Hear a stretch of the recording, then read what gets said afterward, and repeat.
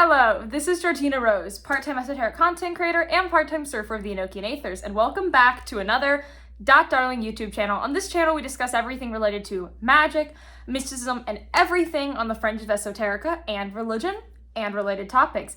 And in this video, I'm continuing my Severity series. My Severity series I started a long time ago, and I only made one video in. So it really has not been a series, but I'm now making it a series. And this series explores the darker, painful, scary, and difficult side of esotericism that a lot of people are afraid to talk about. I've noticed a lot of the topics that relate to the darker side of esotericism are covered by really only two groups of people. The people who are really left-hand path, which I am not part of left-hand path, so those videos don't align with what I teach, and people who are really, into orthodoxic religions like Christianity, who are teaching these things from a very Christian-oriented perspective. And this topic is one that needs to be addressed, because if you go down this path, it's something you just need to be aware of, and if you decide to get involved with communities where you're around other practitioners, it is important, and that is spiritual attacks, magical attacks, and the term that I want to reclaim from the evangelical Pentecostal crowd, spiritual warfare. So when you are a magical practitioner, or really anyone who engages with spirits and religion, there are a few things like this that you might encounter, but it is all avoidable. My view on the esoteric as a dangerous thing is that it can be dangerous. If you are uninformed and you are not grounded, yes, you can do things that harm you. But if you are informed and you have a strong spiritual practice, you can make it through these things. So to begin with the idea of spiritual attacks, I think the first thing I want to talk about is spirits that attack you. I'll be moving later to other practitioners or humans magically attacking you, but first I want to start with the spirits themselves. So when we think of spiritual attacks, I think a lot of people's vision of this is like a demon appearing to them and attacking them. But demons are not the only spirits that do cause spiritual attacks. In fact, in every single religion, the idea of evil spirits exist. Now, you can get into weird complexities about this and make a lot of different arguments about this, but the fact that they exist is not really something you can dispute.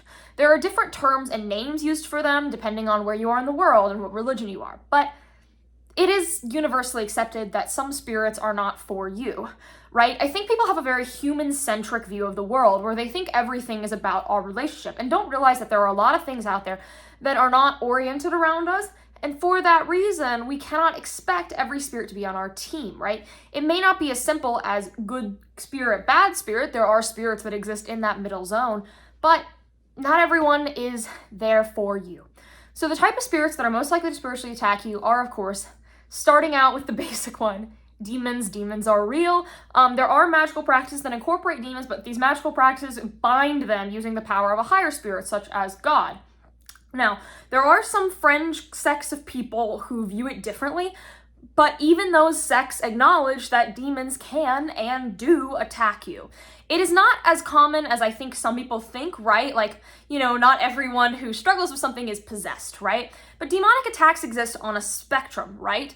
There are people who are influenced by these spirits around them, and then there are people who are way down that spectrum and are being actively attacked and need a ritual, such as a banishing or an exorcism or something of that line, like a ruqya, to sort of bring them out of it. But the nice thing about, demons is that they are lesser spirits. Demons are not gods. Demons are sort of low-tier spirits. So higher spirits, such as a god, you could pick any really god for this, could expel them or get them out. There are a ton of different ways to do this. Now, another type of spirit that might attack you are the Fae. So the Fae, I feel like, get kind of misinterpreted because modern folklore, you hear little fairy tales, and they're these cute little fairy creatures that run around and they're so adorable. But that's not what they originally were. In the Celtic world, they were actually quite feared. And there's a lot of different lore around them, right? In Wales specifically, they actually didn't do witch hunts in the way that they did in Germany and England and whatever. Instead, their witch hunts were sort of fae hunts. Unfortunately, just like the witch hunts, a lot of innocent people were killed, so I'm not defending that practice, but I'm just saying, the concern about the fae is something that is deep within the Celtic psyche. And that's because fae cause mischief. Some of them just kind of mess up your stuff or knock things over, but some can actually spiritually attack you and cause a lot of harm. Much like demons, there are sort of levels of fae interaction, and some fae are more powerful than others, because fae is a bit of a blanket term, right? There are a lot of spirits that behave very differently that get called this. As well, with comparative religion rising, you're seeing academics and historians call creatures from other parts of the world fae, right? And so those are obviously going to interact differently. I think it's really important to compare religions together and see what things overlap. That's a big part of what I do. But there are differences that I still think are worth remembering, right? Just because something is similar does not mean it is the same.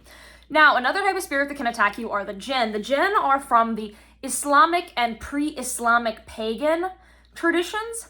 But according to jinn lore, they are everywhere. Jinn tend to reside in stinky or gross places.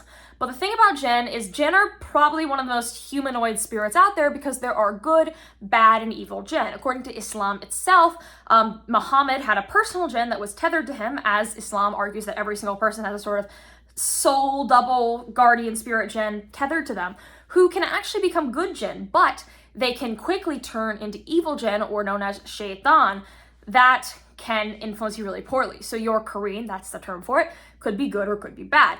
This implies that there are both good and bad jinn, right? Specifically, the most evil jinn are often called shaitan, so there are some other titles that are used or terms that are used. Shaitan obviously makes Westerners think of the word Satan. Satan is, of course, a title meaning adversary, but this is used differently in jinn lore. Shaitan is not a singular entity. In fact, the equivalent of the Islamic Satan would be a spirit named as Iblis, who is a shaitan jinn, but is a very specific one. And according to Islamic lore, these jinn can absolutely attack you, and a lot of struggles that people endure are the cause of the jinn. There is a specific type of exorcism-like ritual called a ruqya, using Quranic verses that can expel the jinn from your psyche. Now, we do know that this entire idea stems from pre-Islamic Arabian paganism. We have less information on how they dealt with jinn or banished jinn, but we know that was a thing. And jinn, once again, can exist everywhere. They are fundamentally fire spirits, which they contrast with the fae because fae are earth spirits and jinn are fire spirits. Now, the final main type of spirit that is the cause of spiritual attacks is going to be these sort of low-tier spirits. If you've ever been in a haunted house or had weird things start falling off your shelves and your Wi-Fi going weird and your TV cutting off randomly, this could be this type of spirit. I like to call them, and I got this from my friend, shit tiers, because they really are shit tier spirits. They are not very powerful. They are easy to get rid of. Even like a normie paranormal investigator with their little tools can get rid of this, or like that mom you know who burns herbs now and again like once a month, right? That can deal with this problem. These spirits are a number of different actual types of spirits. Some of them are like ghosts who sort of are hung over in this world. Some of them are spirits of the place that are upset. Could be a lot of things. And these guys, they're pretty easy to deal with, but they can cause problems. Often the way that they cause problems is they do silly things like I mentioned before. Annoying, but easy to deal with. You can deal with this with literally burning herbs and saying like a basic prayer, or, saying the Archangel Michael prayer, or doing an LBRP, or a floor wash, or whatever it is you want to do. You have a lot of options with these guys, and they're definitely the least of an issue because often they don't actually penetrate your psyche like some of these other spirits can, which is often far more detrimental. They just kind of mess up your apartment. So definitely annoying and certainly freaky, but not really anything to be that concerned about. Sometimes spirits behave like this and it turns out they are different spirits, and if that happens, you have to move from there. The next form of magical attack that you will encounter, and this is far less common, is attacks from other practitioners. Now, for another practitioner to magically attack you, you have to have done something to piss them off, or they have to really dislike you for some reason. I think that people hear about cursing and they have a tendency to think that they are cursed more often than they actually are, or to get really paranoid about it. If you don't know someone who is capable of cursing you, you're probably not cursed. And most of the time, people come to me with concern about being cursed. They're really not. It's typically something else going on, or maybe a difficult astrological transit, or maybe just bad luck. Of course, there are still spiritual procedures to take in that case. You should still, veer on the side of caution, say, do the bornless ritual, take cleansing baths for a series of days, light candles, suffumigate yourself with herbs, of course, do all those things. But this is less common than I think people think it is. In some parts of the world, though, I will admit it is far more common. And as well, if you are someone who is in the public eye in any capacity, if you are, say, a news anchor or a YouTuber like me, or a musician or a local politician or something like that, obviously those are varying levels of relevance, right? But anyone sees you regularly, or even if you're in a high position at your office, right? Like you're, an executive or something, like you're definitely at a higher risk of this than someone who kind of like blends into the background. Obviously, don't spend your life blending into the background. That's, letting them win, so to speak. But there are risk factors that put you at risk for this that I think you should consider if you think you are cursed. Now, the thing about curses is that there are levels to it. Not all curses are really severe or dangerous. Some are actually very mild, and some are actually sent unintentionally. Now, that might sound weird. People, when they picture being cursed, they picture someone getting all the ritual supplies out, putting on the robe, putting on the headscarf, doing the whole Monty. And sometimes that does happen, but oftentimes it actually is more subtle than that.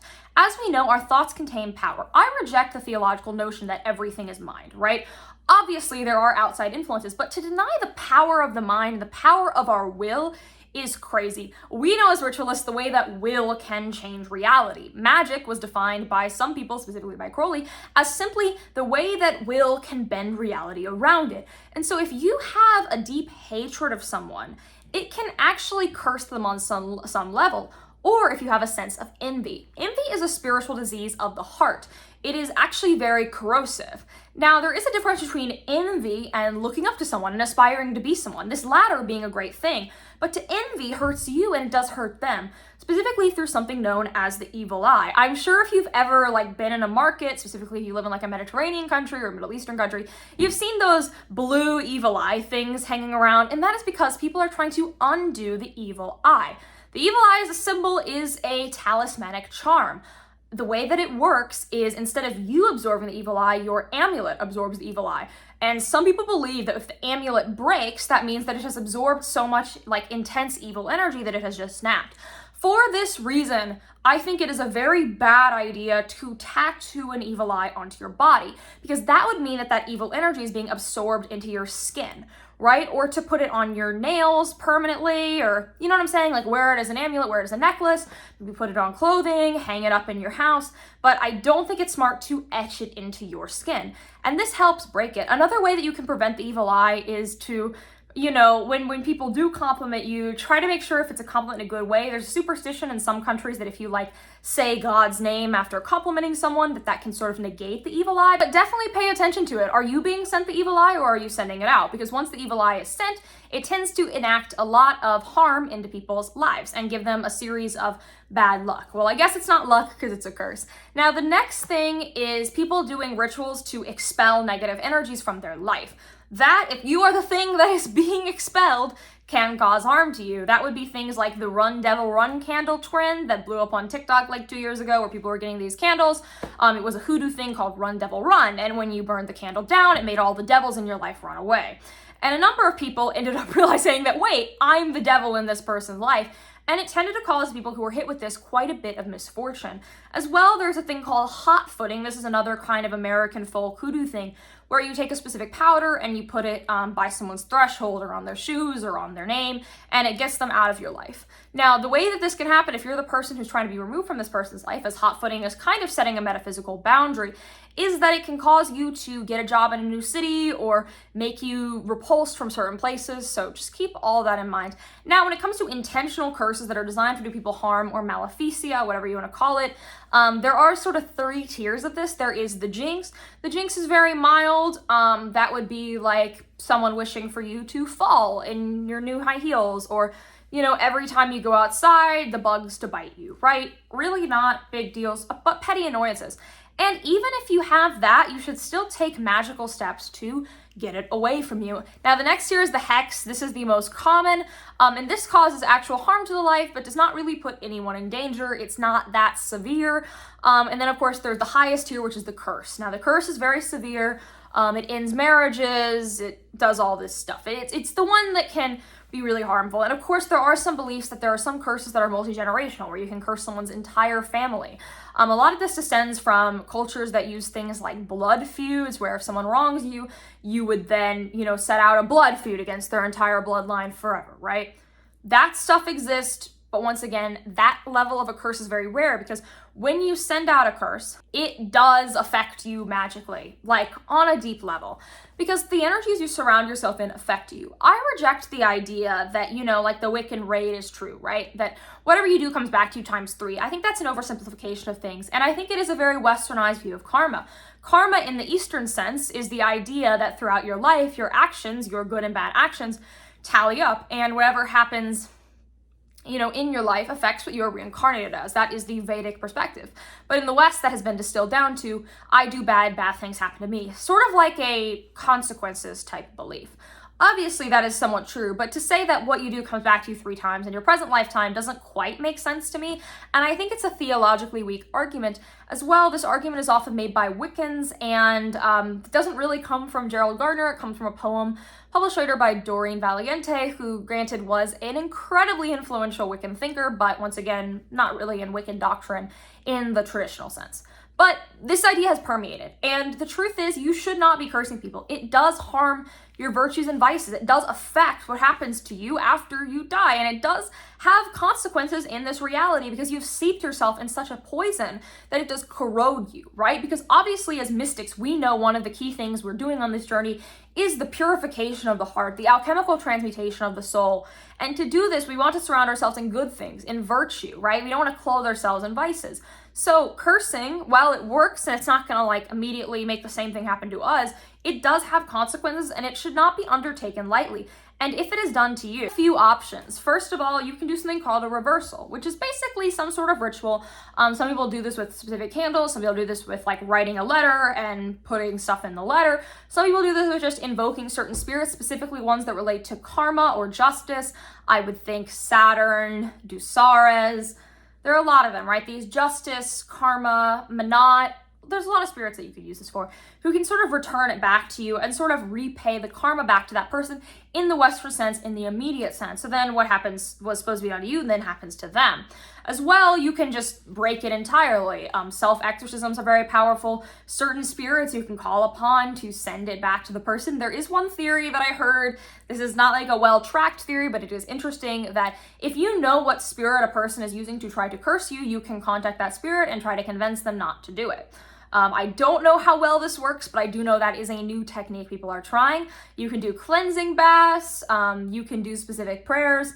My favorite being the Bornless ritual. I think that one's really, really good, but there's so many options here.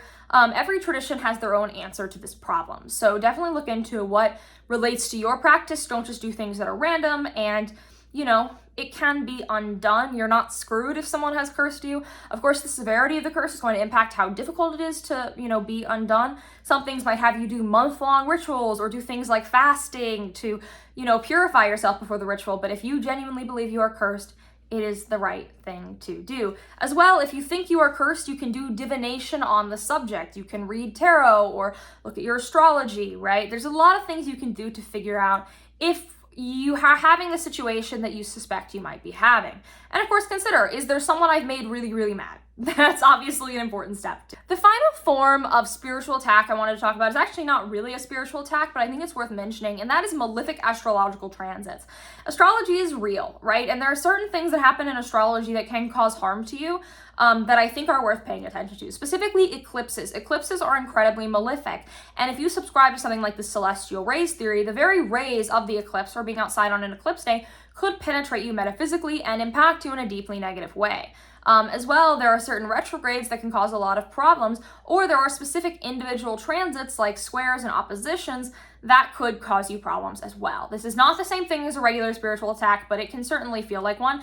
And if you want to remediate astrological problems, you can do this thing called astrological remediation, where if you are having trouble with a Mars transit, you do something martial, like work out, or if you're struggling with a Saturnine transit, you practice setting boundaries, or a Venusian transit, you take a big bath and put on some perfume to remediate the problem by connecting to that energy itself and bringing it back into you in a positive way. As well, you could say the Orphic hymn to whatever planet is causing you problems. I find those to be some of the most potent things in planetary magic. As well, the Picatrix has a lot of stuff for this type of issue. Picatrix is an Arabic grimoire, but it's very kind of Western friendly, and it's got a lot of stuff for these type of situations. As well, you could do the lesser banishing ritual of the hexagram. That is really what this ritual is for. I was Amateur Magus explained this to me really, really well, where if you are struggling with an astrological influence that harms you, can actually do the hexagram ritual and it null that thing and kind of protect you from planetary energies.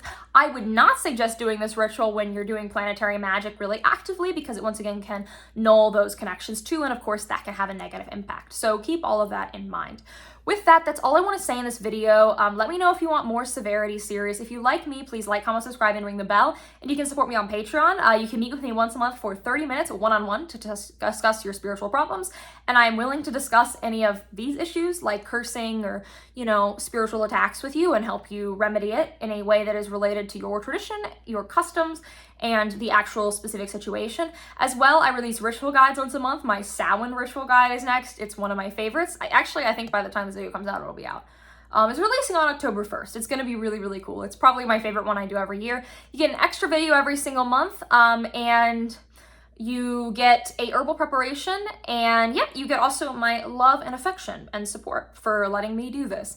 So thank you so much to all my supporters. I'm also on Instagram, TikTok, Telegram, Substack, Twitter. Is there anywhere I'm not? I don't know. I'm on like every single social media platform. I really don't think there's anywhere that I'm not. And I also host the podcast, The Postmodern Iconoclast, which is all on this YouTube channel and on most podcasting platforms. So thank you so much for watching. Like, comment, subscribe, ring the bell, as I said before. But since you stayed to the end, you get a special little treat. If you ring the bell and are subscribed for 93 days, you will get your Holy Guardian Angel. And I promise that is totally how it works and not me lying to you. Better Business Bureau? You're not watching this, right? If you are, that was a joke. All right, bye.